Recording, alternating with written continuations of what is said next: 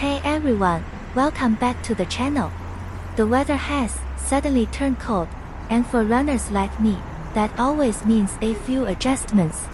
Running in the fall and winter isn't quite the same as summer. You have to deal with extra layers, colder starts, and a bit more planning.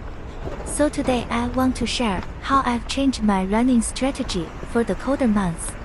I'll talk about my weekly mileage, how I've shifted the number of runs, and even a little bit about adding speed workouts. Hopefully, this gives you some ideas if you're also trying to keep your training going through winter. Part 1. Adjusting weekly mileage and frequency. Up until recently, I was running 5 times a week. Each run was usually between 15 and 20 kilometers. That setup worked really well for me during warmer months. But in cold weather, preparation becomes a hassle. Putting on tights, base layers, gloves, a hat, it all takes time. And after you finally get out the door, you feel like you should make the run count.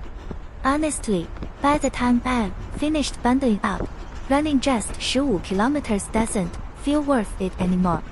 So here's the change. I've cut the number of weekly runs from 5 down to 4.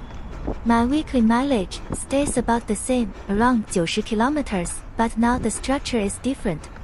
3 runs of about 20 kilometers, and 1 longer run of around 30 kilometers, nice and slow. Why this setup? Less hassle.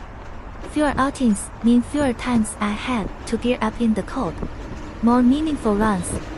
For me, 15 kilometers doesn't feel like true mid to long distance training anymore. Starting at 20 makes more sense, and going beyond 35 isn't necessary for an amateur like me. A clearer rhythm. 4 solid sessions per week give me a routine I can look forward to and mentally prepare for. After trying this for a while, I actually like it better. Each run feels more significant, and the sense of accomplishment is stronger.